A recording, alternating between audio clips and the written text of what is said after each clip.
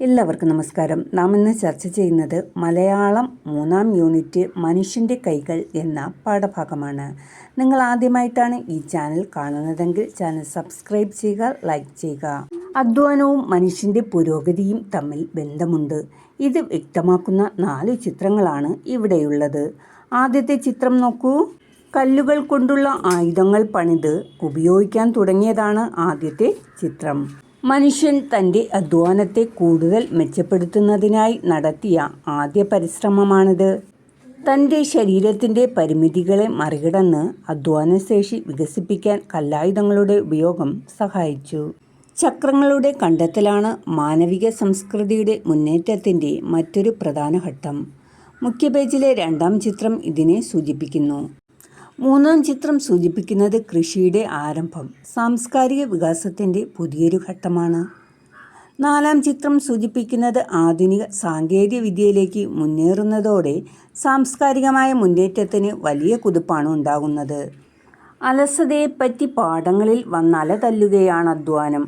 ഈ 2 വരി കവിത തിരുനല്ലൂർ കരുണാകരൻ്റെ തരിശുനിലങ്ങളിലേക്ക് എന്ന കവിതയിലെ വരികളാണ് ചിത്രത്തോടൊപ്പം നൽകിയിട്ടുള്ളത്.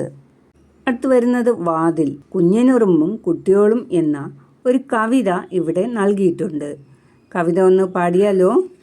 കുഞ്ഞനുറുമ്പിൻ്റെ കൂടു തകർത്തപ്പോൾ കുന്നോളം കുറിയരിക്കൂമ്പാരം, കൂടു തകർന്നൊരു കുഞ്ഞനുറുമ്പും കുട്ടിയോളും കെട്ടിയോളും പൊടിപൂരം, കൂടു തകർത്തവരാരെല്ലാം കൂടെ കുറിയരി ചിന്നിയോരാരെല്ലാം, കുഞ്ഞനുറുമ്പും കുട്ടിയോളും കെട്ടിയോളും എണ്ണിപ്പറഞ്ഞു കടിക്കുന്നു.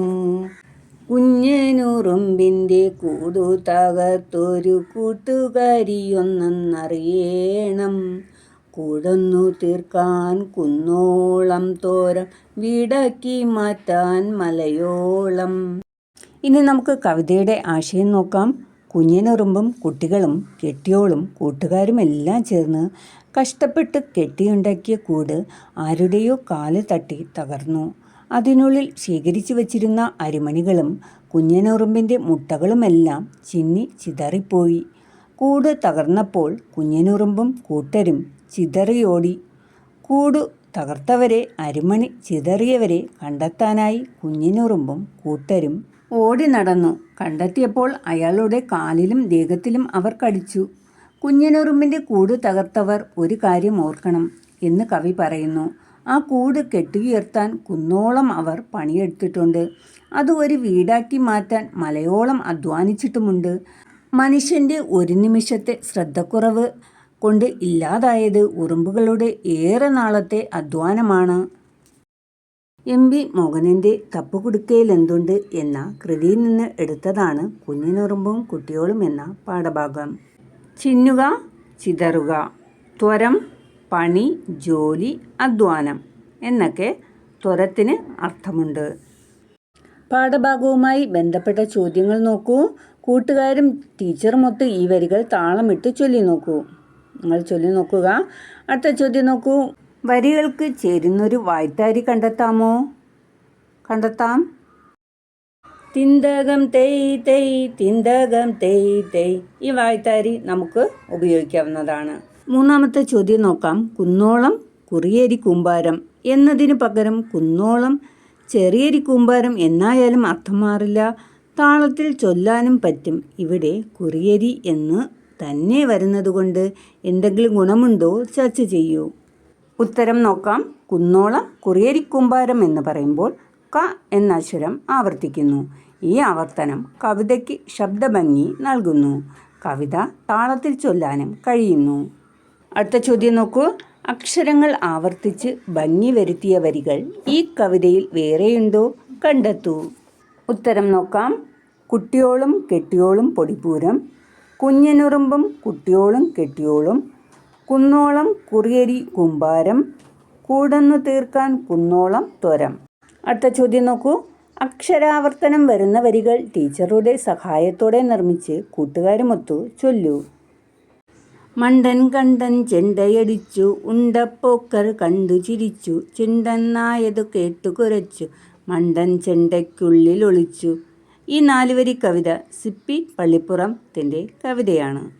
ഈ കവിതയിൽ ഇണ്ട എന്ന അക്ഷരം ആവർത്തിച്ചു വരുന്നു. രണ്ടാമതൊരു കവിത കൂടെ നോക്കാം.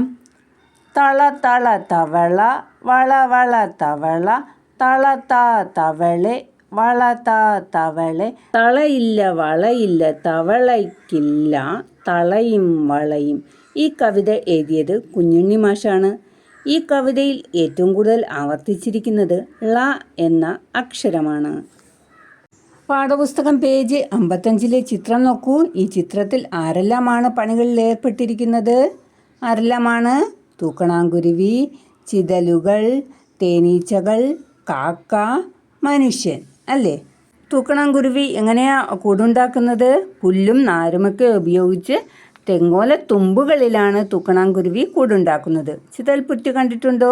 ചിതലുകൾ മണ്ണുപയോഗിച്ച് കൂടുണ്ടാക്കുന്നതാണ് രണ്ടാമത് കാണുന്ന ചിത്രം അല്ലേ? അങ്ങനെയാണ് അത് കൂടുണ്ടാക്കുന്നത്. അടുത്ത തേനീച്ചക്കൂട് നോക്കൂ. തേനീച്ചയുടെ ശരീരത്തിലെ കൊഴുപ്പ് ഗ്രന്ഥികൾ ഉൽപ്പാദിപ്പിക്കുന്ന കൊഴുപ്പ് കൊണ്ടാണ് തേനീച്ച കൂടുണ്ടാക്കുന്നത്. കാക്കക്കൂട് എങ്ങനെയാണ് ഉണ്ടാക്കുന്നത്? ചുള്ളിക്കമ്പുകളും നാരുകളും വേരുകളുമൊക്കെ അടുക്കി വെച്ച് മരക്കൊമ്പുകളിലാണ് കാക്കകൾ കൂടുണ്ടാക്കുന്നത്. അടുത്ത മനുഷ്യൻ, അതായത് നമ്മുടെ വീടുകൾ എങ്ങനെയാണ്? മനുഷ്യർ അവർക്ക് ഇഷ്ടമുള്ള വീടുകൾ ഇഷ്ടമുള്ള സാമഗ്രികൾ കൊണ്ട് ഇഷ്ടമുള്ള രീതിയിലും രൂപത്തിലും നിർമ്മിക്കുന്നു. പാഠപുസ്തകത്തിലുള്ള ഒന്നാമത്തെ ചോദ്യം നോക്കൂ. ഏതെല്ലാം ജീവികൾ കൂടുണ്ടാക്കുന്നത് നിങ്ങൾ കണ്ടിട്ടുണ്ട്? ഇവിടെ നിങ്ങൾ കണ്ടിട്ടുള്ള ജീവികളുടെ പേരാണ് എഴുതേണ്ടത്. അവിടെ രണ്ടാമത്തെ ചോദ്യം നോക്കൂ. വേട്ടാളൻ മണ്ണുകൊണ്ട് കൂടുണ്ടാക്കുന്നത് കണ്ടിട്ടുണ്ടോ? തേനീച്ച കൂടുണ്ടാക്കുന്നത് എന്തുപയോഗിച്ചാണ്? ഉത്തരം എഴുതിയാലോ? ആദ്യം നമുക്ക് വേട്ടാളൻ്റെ കൂട് നോക്കാം. മണ്ണ് കുഴച്ച് മനോഹരമായ കുഞ്ഞ് മൺകുടത്തിൻ്റെ രൂപത്തിലുള്ള കൂടുകൾ ഉണ്ടാക്കുന്നതിൽ വിദഗ്ധനാണ് വേട്ടാളൻ. ഏതാണ്ട് 1-2 മണിക്കൂർ കൊണ്ട് ചിലപ്പോൾ ഒന്നിലധികം അറകളുള്ള കൂട് ഇവർ പണിയും. ഒരു കൂടുണ്ടാക്കുന്നതിനായി ആയിരക്കണക്കിന് തവണ അങ്ങോട്ടും ഇങ്ങോട്ടുമായി ഇതിന് പറക്കേണ്ടി വരും. ഇവ കൂടുണ്ടാക്കുന്നത് താമസിക്കാനല്ല, മുട്ടയിട്ട് കുഞ്ഞുങ്ങൾക്ക് വിരിഞ്ഞു വരാൻ വേണ്ടി മാത്രമാണ്. കൂട് പണിതു കഴിഞ്ഞാൽ കുഞ്ഞുങ്ങൾ മുട്ട വിരിഞ്ഞ് പുറത്തു വരുമ്പോൾ കഴിക്കാനുള്ള ഭക്ഷണവും കൂട്ടിനുള്ളിൽ വച്ച് വാതിൽ മണ്ണുകൊണ്ട് അടച്ച് വേട്ടാളൻ പറന്നു പോകും. മുട്ട വിരിഞ്ഞു വരുന്ന ലാർവ അമ്മ വച്ച ഭക്ഷണവും കഴിച്ച് വളർന്ന് കൂട് പൊട്ടിച്ച് പറന്നു പോവുകയാണ് ചെയ്യുന്നത്. തേനീച്ചക്കൂട്. തേനീച്ചയുടെ ശരീരത്തിലെ മെഴുക് ഗ്രന്ഥികൾ ഉൽപ്പാദിപ്പിക്കുന്ന മെഴുകു കൊണ്ടാണ് തേനീച്ച കൂടുണ്ടാക്കുന്നത്. ഒരേ വലിപ്പമുള്ള 100 കുഞ്ഞറകൾ തേനീച്ചയുടെ കൂട് നിർമ്മാണ രീതിയിലെ ഒരു അത്ഭുത വിദ്യ തന്നെയാണ്. ഒരുപോലുള്ള കൂടുകളാണ് തേനീച്ചകൾ നിർമ്മിക്കുന്നത്. അടുത്ത ചോദ്യം നോക്കൂ. കൂടൊന്നു തീർക്കാൻ കുന്നോളം തോരം, വീടാക്കി മാറ്റാൻ മലയോളം. വീടുണ്ടാക്കാൻ വലിയ അധ്വാനം വേണം. നമ്മുടെയൊക്കെ വീടുണ്ടാക്കാൻ എന്തെല്ലാം തൊഴിലുകൾ ചെയ്യുന്നവരുടെ സഹായം വേണം? ചർച്ച ചെയ്യൂ. വീടുണ്ടാക്കാൻ ഒരുപാട് പേരുടെ സഹായം വേണം. വീടിൻ്റെ പ്ലാൻ വരയ്ക്കുന്നവർ, മേസ്തിരിമാർ, കൽപ്പണിക്കാർ, ആശാരിമാർ, വയറിംഗ് പണിക്കാർ, പ്ലംബർ, ടൈൽ പണിക്കാർ, പെയിൻറ്റർ, അങ്ങനെ നിരവധി ആളുകളുടെ സഹായം വേണം.